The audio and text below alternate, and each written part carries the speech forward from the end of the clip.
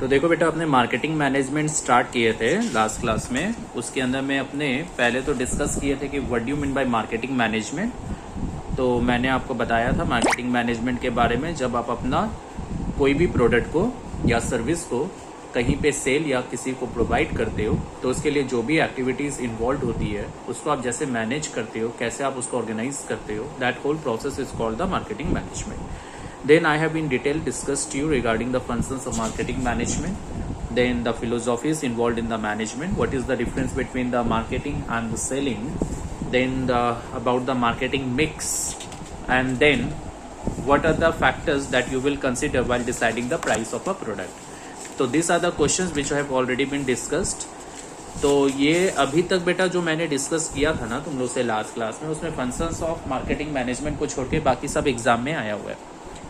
अब एक क्वेश्चन है ब्रांडिंग. ब्रांडिंग में आपको एक्स्ट्रा में पढ़ा रहा हूँ बेटा, ये एग्जाम में आया हुआ नहीं है, बट क्योंकि तुम लोग को टाइम ज़्यादा मिला है तो हो सकता है कोई भी अननेसेसरी या मतलब जो ज़्यादा इंपॉर्टेंट नहीं हो उस टाइप के क्वेश्चंस एग्जाम में दे दे. So we are trying to cover as much और एज पॉसिबल, और जो कि मेरे को लगता है कि इम्पोर्टेंट है और आने का पूरा प्रोबेबिलिटी है.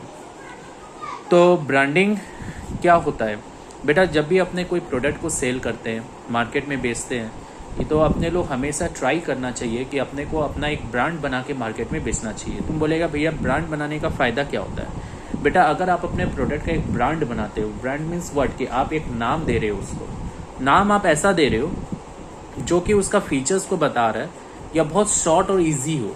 जैसे आप देख सकते हो मैंने एक यहाँ पे लिखा है ब्रांड का सबसे इंपॉर्टेंट फीचर्स है शॉर्ट एंड ईजी होना चाहिए. जैसे रीम, वीम, ये सब क्या है ना कि आपको बोलने में भी इजी रहता है, और जो अनएडुकेटेड है या फिर जो ज़्यादातर रूरल एरिया में रहते हैं, it become very easy for them to memorise और टू रिमेंबर द नेम्स. तो ये आपके प्रोडक्ट को बिकने में और हेल्प रहता है. तो नाम आप जितना अपना ब्रांड का नाम जितना छोटा रखोगे और इजी रखोगे वो ज़्यादा अच्छा माना जाता है. सेकंड, आपका नाम हमेशा ऐसा रखना चाहिए जो कि प्रोडक्ट का क्वालिटी को सीधा हिट करे. जैसे बूस्ट. बूस्ट का मतलब क्या है? आपने जानते हैं ना, जो दूध में मिला के पीते हैं, कॉम्प्लान लाइक. तो बूस्ट से मतलब कि आप इसको पीजिए तो आपके शरीर में एनर्जी आ जाएगा. तो नाम ही उसने बूस्ट रखा, विच सिंपली इम्प्लाइज कि आपका प्रोडक्ट का ये एक बहुत बड़ा क्वालिटी है.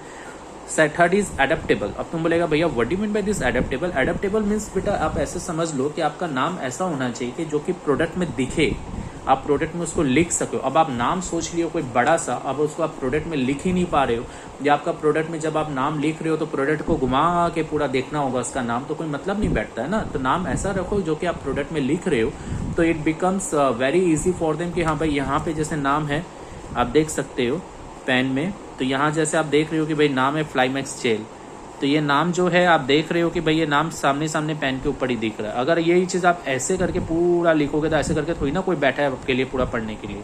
तो नाम ऐसा होना चाहिए जो प्रोडक्ट के ऊपर इजीली अडेप्ट हो सके. Next, versatile to accommodate the new product. मतलब नाम हमेशा ऐसा रखो कि अगर आप उसमें कोई और प्रोडक्ट ऐड करना चाहो तो और प्रोडक्ट आप उसमें ऐड कर सकते हो. तुम बोलेगा भैया कैसे? जैसे आपने रखा मैगी. अब मैगी के बाद अब उसमें आप डाल दिया Maggi chaat masala, Maggi this, Maggi that. मैं खाता नहीं तो मेरे को आइडिया नहीं, बट मैं यूजुअली जब देखता हूँ टीवी में एडवर्टाइजमेंट में तो देखते हैं ना मैगी के बाद कई सारे नाम जोड़ दिया उन लोगों ने. तो नाम आपका ब्रांड का ऐसा होना चाहिए कि उसमें आप कुछ भी ऐड करो तो एक नया नाम निकल के आ जाए. तो आपका नया नया प्रोडक्ट के बारे में आप उसमें अपने ही ब्रांड में ऐड करके उसको डिस्प्ले कर सको, ऐसा कोई नाम रखो. Adaptable, capable of being getting registered. ऐसा नाम रखिएगा जो कि बाकी जिनसे मिलता जुलता ना हो, और जब आप उसका रजिस्ट्रेशन करवाओ गवर्नमेंट के पास में तो वो नाम और किसी के पास ना रहे और आपका नाम कोई और यूज ना कर पाए. Use to create the distinct identity of the product. मतलब आपका जो ब्रांडिंग होना चाहिए वो ऐसा होना चाहिए जो आपका प्रोडक्ट को बाकी से अलग रख सके. अब तुम बोलेगा भैया ब्रांड रखे क्यों? फ़ायदा क्या है? फ़ायदा ये है कि यह आपको और आपका प्रोडक्ट को आपके कंपटीटर से अलग करता है. आदमी लोग पहचान पाएगा कि ये विकास गोयल का प्रोडक्ट है, विकास गोयल ने इस पेन को बनाया है, तो इसीलिए आपका ब्रांड में हमेशा आपको आपके कंपटीटर से अलग और एक अलग पहचान बनाने में मदद करता है. जेनरिक प्रोडक्ट के बारे में भी पता चलता है. बेटा क्या होता है ना कि जब कोई आप देखोगे आजकल तो दवाई भी कितने सारे मार्केट में आ गए हैं नकली, लेकिन क्या होता है कॉम्पोजिशन अलग होता है. अब हर कंपनी अपना एक ब्रांड दे देता है, तो उससे क्या होता है मालूम पड़ता है कि इस कंपनी का ब्रांड का तो दिस इज रियल. और जेनरिक होता है जो मतलब किसी ब्रांड से रिलेटेड नहीं है, कोई भी चलता फिरता अपने केमिकल कॉम्पोजिशन से वो दवाई बना दी. तो जेनरिक मतलब जो कि नॉट ओरिजिनल, उस टाइप का प्रोडक्ट को आप इजीली आइडेंटिफाई कर सकते हो कि भाई ये प्रोडक्ट मेरा नहीं है. ब्रांड रहने से मालूम पड़ता है कि हाँ ये पर्टिकुलरली इस कंपनी का, नहीं तो अदरवाइज वो जेनरिक है. जेनेरिक मतलब मैं फिर रिपीट कर रहा हूँ बेटा, जेनेरिक का मतलब हो गया जो रियल नहीं है, और ब्रांड से मालूम पड़ता है कि yes this one is real and belongs to this company. Customer ready to pay high prices when आपका नाम का ब्रांड बढ़ जाता है मार्केट में, तो इन्हीं कस्टमर हमेशा आपके ब्रांड को खोजेगा और जब मिल जाएगा तो उसके लिए ज़्यादा पैसा देने के लिए भी रेडी होता है, प्रोवाइडेड आपका प्रोडक्ट उस तरह का सर्विस दे और कस्टमर सेटिस्फैक्शन को पूरा कर सके।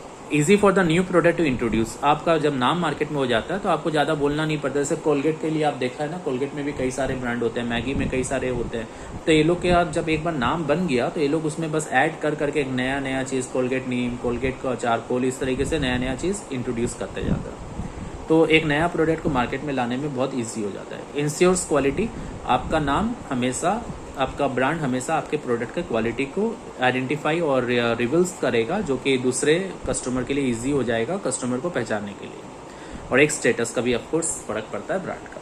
तो बेटा ब्रांडिंग क्या है, ब्रांडिंग का फीचर्स क्या है, ब्रांडिंग का एडवांटेज क्या है।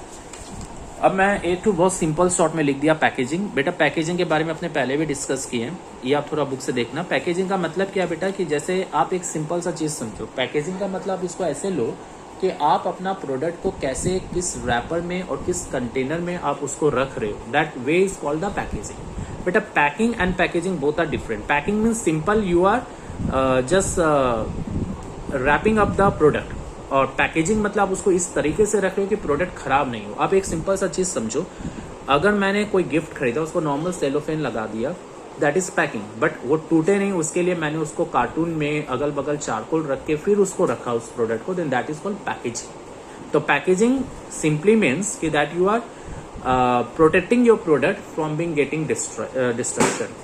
अब पैकेजिंग के अंदर में बेटा देखो 3 तरह का होता है, जिसमें पैकिंग एक पार्ट है। तो पैकेजिंग 3 तरह का होता है, primary, secondary and transportation packaging.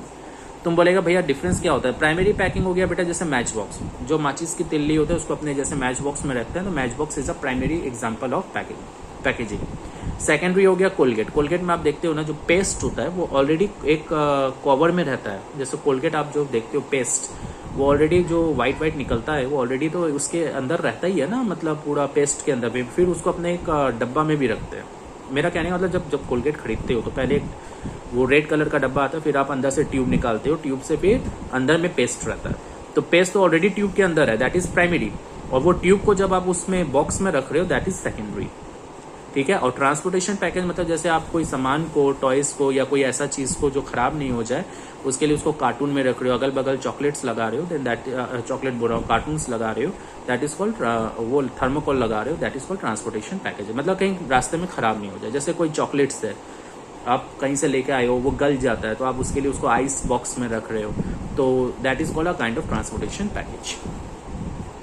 अब पैकेजिंग के लिए आप ये लोग बोल रहे हैं पैकेजिंग का फीचर मतलब क्या फायदा होता है। देखो एक तो आपका पैकेजिंग से मालूम पड़ता है कि आपका प्रोडक्ट का क्वालिटी कैसा है। पैकेजिंग अगर आप गंदा फंदा पैक करके दोगे तो कोई खरीदना पसंद नहीं करता, लेकिन पैकेजिंग अगर बहुत सुंदर होता है तो आदमी उसी से इम्प्रेस हो जाता है। तो क्वालिटी आइडेंटिफिकेशन होता है, चांसेस ऑफ एडल्टरेशन मिनिमाइज, मतलब प्रोडक्ट का खराब होने का चांसेस क्या होता है, कम हो जाता है। प्रमोशन गॉन टू पैकेजिंग, कई बार आप पैकेजिंग इतना सुंदर कर देते हो कि प्रोडक्ट का अपने आप प्रमोशन हो जाता है, अपने आप सामान अपने आप, मतलब उसका पैकेजिंग उसको बताता है कि इस प्रोडक्ट का फीचर क्या होगा। इनोवेशंस मतलब कुछ नया on the packaging to market the product, आदमी के पास एक अपॉर्चुनिटी होता है, सेल्समैन के पास एक अपॉर्चुनिटी होता है, मार्केटिंग मैनेजर के पास एक अपॉर्चुनिटी होता है कि वो अपना पैकेजिंग को इतना अच्छा से करे कि उसका अपने आप प्रोडक्ट का फीचर्स, प्रोडक्ट को बिकने में ईजी हो जाए। ठीक है, this is all about the packaging. ये भी एग्जाम में नहीं आया हुआ है, this is also an extra question which we are covering. अब आता है बेटा एडवर्टाइजमेंट, सेल्फ प्रमोशन और क्वालिटी ऑफ सेल्समैनशिप, ये तीनों एग्जाम में आए हुए हैं। ये मैंने आपको बोला था कि मेरे नोट्स से कर लेना, दिस इज वेरी इजी, तो मैंने अपना नोट्स का प्रिंट आउट निकाल के इसमें लगा दिया है कि आपको मालूम भी पड़ जाए कि क्या करना है। क्वेश्चन नंबर 6, जैसे एलिमेंट्स ऑफ प्रमोशन, कि प्रमोशन का मतलब जब आप अपना प्रोडक्ट को बेचना चाह रहे हो तो क्या क्या तरीका है कि मैं अपना प्रोडक्ट को प्रमोट कर सकूं, कस्टमर मेरे प्रोडक्ट के बारे में जाने, नया कस्टमर जुड़े और लोगों को मेरे प्रोडक्ट के फीचर्स के बारे में मालूम पड़े कि हाँ भाई हम लोग को जो चीज़ चाहिए वो विकास गोयल उस प्रोडक्ट को सेल कर रहा है। तो how can I promote my product. तो नंबर 1 वे, सबसे पहला तरीका है कि आप अपना प्रोडक्ट का जमकर एडवर्टाइजमेंट करो। जितना आप एडवर्टाइजमेंट करोगे उतना प्रोडक्ट के बारे में कस्टमर्स को इन्फॉर्मेशन मिलेगा कि आप क्या प्रोडक्ट और क्या सर्विस दे रहे हो। जो बायर उसको खरीदना चाहता है वो बायर आपके पास पहुंच जाएगा। आप बायर को मोटिवेट कर सकते हो कि आपका प्रोडक्ट खरीदने से उन लोग को क्या फायदा है।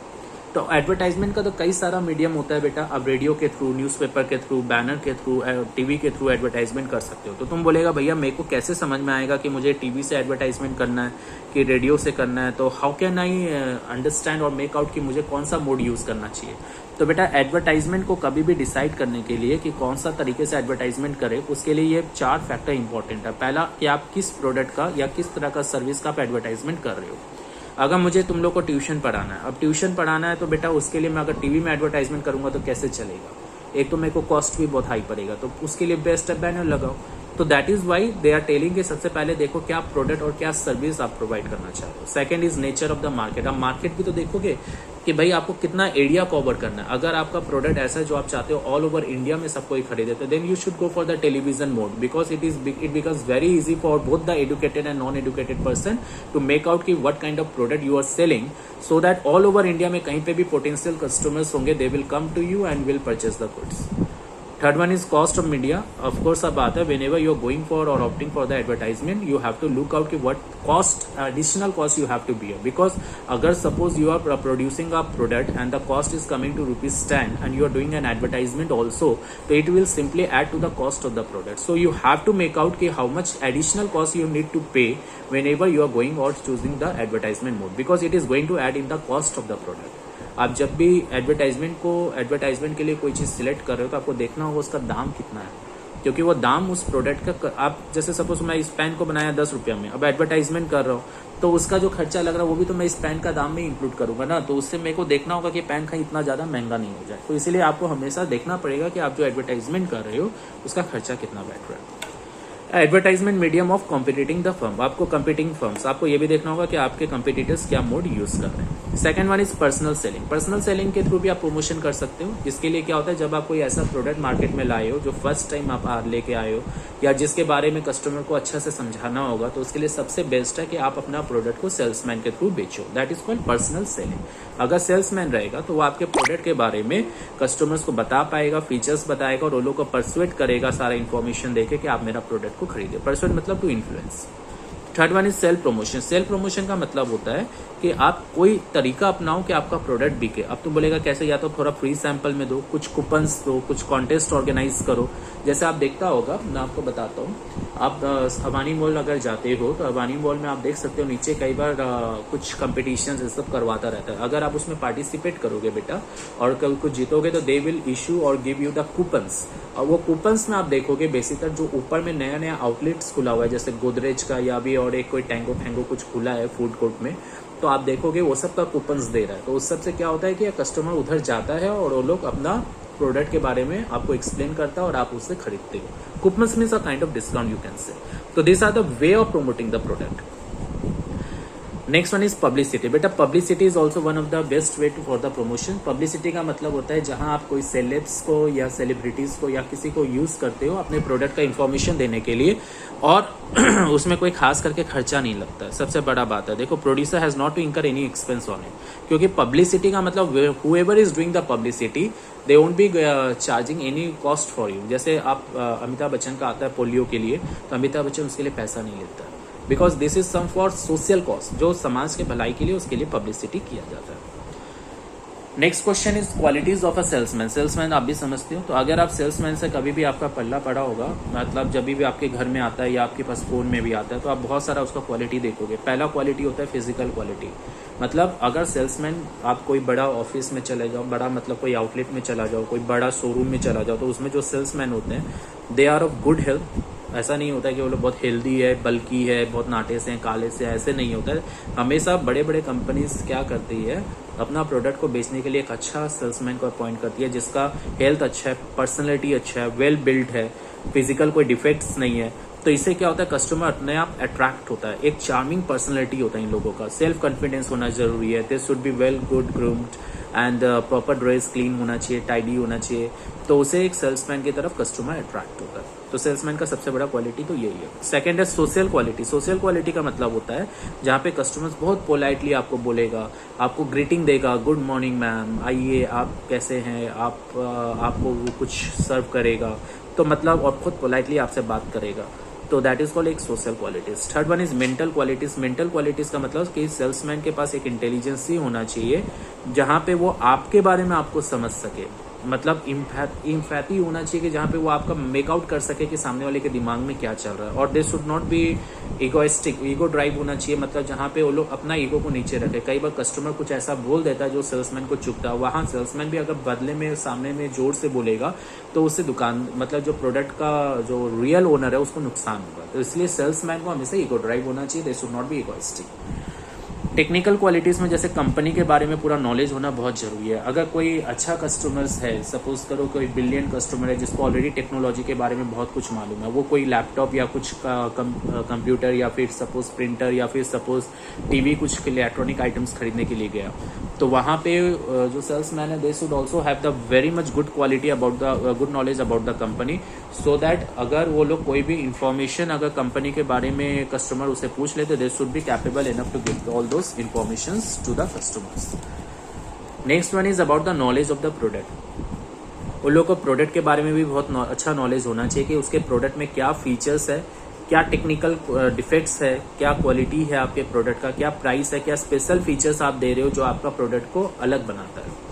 आपको अपने कंपटीटर के बारे में भी पूरा नॉलेज होना चाहिए। सेल्समैन को अपने कंपटीटर के बारे में नॉलेज होना चाहिए, क्योंकि जो भी खरीदने के लिए आएगा ना बेटा, वो लोग हमेशा आजकल क्या होता है यूजुअली आप देखो कि आज अगर अपने कोई सामान खरीदने जाते हैं ना, अपने पहले क्या करते हैं, दाम पूछते हैं दुकानदार से, फिर गूगल मारते हैं, देखते हैं फ्लिपकार्ट अमेजन में क्या प्राइस चल रहा है, फिर उसको बोलते हैं भाई ऑनलाइन में इतना भी मिल जा रहा है। तो सेल्समैन को ऑलरेडी मालूम है कि ऑनलाइन में इतना रुपए में बिक रहा है, वो उसी हिसाब से आपको वही प्राइस कोट करके देता है। वो बहुत कॉन्फिडेंटली आपको बोलेगा भी नहीं ऑनलाइन में इतना में मिलेगा, फिर आप बोलोगे तो वो आपको बोलेगा आपका डिलीवरी चार्जेस भी ऐड होगा। तो बेटा दे हैव कंप्लीट नॉलेज और complete information about the product और every type of information about their competitors, competitor के पास क्या जा रहा है, क्या बिक रहा है, और कंपटीटर से आपका प्रोडक्ट कहाँ कमजोर है और कहाँ स्ट्रॉन्ग है।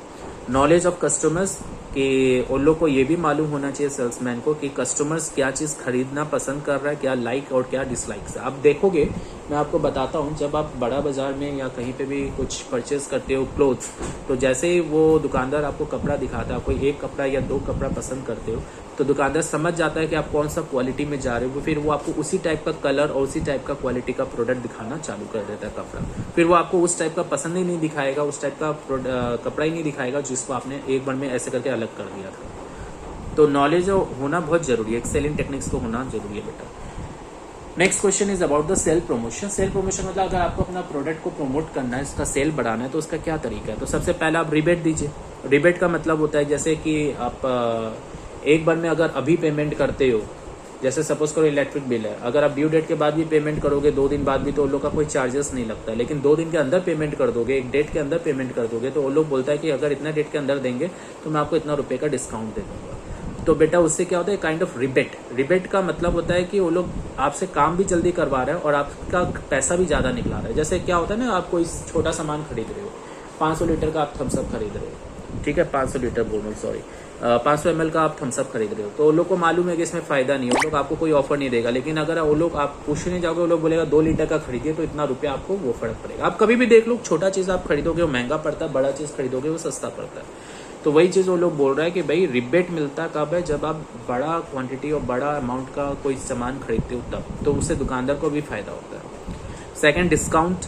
आपको ऑफकोर्स अब बात है, बड़ी कंपनीज को आप जब भी देखोगे कि एक पर्टिकुलर सीजन खत्म होता है, then they take out the discount. वो लोग डिस्काउंट डिक्लेयर करता है कि भाई इतना रुपये का हम डिस्काउंट दे रहे हैं अभी। तो बड़ी कंपनी यूजुअली डिस्काउंट उस समय देता है ताकि वो लोग का सेल प्रमोट हो सके, क्योंकि वो लोग को भी मालूम अभी सीजन खत्म हो गया, कोई भी खरीदने के लिए नहीं आएगा। अभी आप जाओगे तो बड़ा बाजार सब जगह कपड़ा उपड़ा बहुत सस्ता मिलेगा, क्योंकि अभी जानता है वो लोग भी कि कोई आएगा नहीं खरीदने के लिए बिकॉज ऑफ दिस कोविड।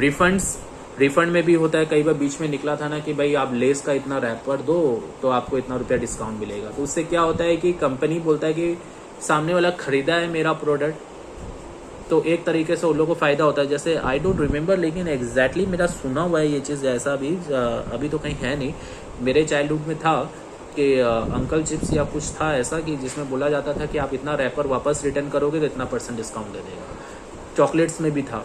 तो इससे क्या एक तरह का ऑफर है कि मतलब जो मैन्युफैक्चरर है वो एक तरह का डिस्काउंट निकाल रखा है कि आप उसका सामान खरीदो और रैपर लौटाओगे तो इतना रुपया डिस्काउंट। तो उससे क्या होता है, वो लोग को कुछ काम नहीं आता बेटा, वो लोग तो उसको डिस्ट्रॉय करेगा, बट आप खरीदोगे, रैपर रिटर्न करोगे, तो आप खरीद रहे हो ना, तो यही उन लोग का मोटिव है कि आप खरीदो, तभी वो लोग इस टाइप का ऑफर को ज़्यादा निकालना पसंद करोगे। प्रोडक्ट कम्बिनेशन भी होता है, कई बार आप देखते हो ना कोलगेट के साथ एक ब्रश फ्री मिल जाता है, तो बेटा एक तरह का प्रोडक्ट कम्बिनेशन, इस तरह का भी एक तरीका है सेल को प्रमोट करने का। क्वांटिटी में गिफ्ट मिलता है, जैसे सपोज करो कि आपने खरीदा, देखता है ना 5% एक्स्ट्रा, 10% एक्स्ट्रा, तो एक तरीके का क्वांटिटी गिफ्ट। सैम्पल्स तो होता ही है ऑफकोर्स, अब बात आपको भी मालूम है कि बड़ी कंपनी जब कोई भी प्रोडक्ट लॉन्च करता है तो उसके साथ छोटी कंपनी भी अपना प्रोडक्ट को फ्री में लगा देता है। जैसे हिंदुस्तान यूनिलीवर या आईटीसी, कोई बड़ा कंपनी जो है, ये लोग जब भी कोई कंज्यूमेबल आइटम्स में अपना नया प्रोडक्ट निकालता है, तो कोई छोटा कंपनी जो होता है वो अपना एक प्रोडक्ट या वो लोग का कोई ऐसा प्रोडक्ट जो नहीं बिक रहा, वो लोग उसको ऑफर के साथ लगा देता है, ताकि वो लोग का जो प्रोडक्ट नहीं बिक रहा वो भी बिकना चालू हो जाए। ठीक है, तो this are the techniques of the sales promotion. यहाँ आके बेटा मार्केटिंग मैनेजमेंट आपका पूरा संपूर्ण रूप से कंप्लीट हो जाता है। अब मैं ना जो नेक्स्ट टॉपिक आपके साथ डिस्कस करूंगा, या नेक्स्ट वीडियो में जो डिस्कस करूंगा, प्रोबेबली आप मान के चलो, I will be going to discuss this chapter, financial management, one of the most important chapter, ठीक है, एंड वंडरफुल चैप्टर, और बहुत अच्छा और नॉलेजेबल चैप्टर है। गुड लक, नेक्स्ट वीडियो के लिए वेट करो। Stay in home, stay safe.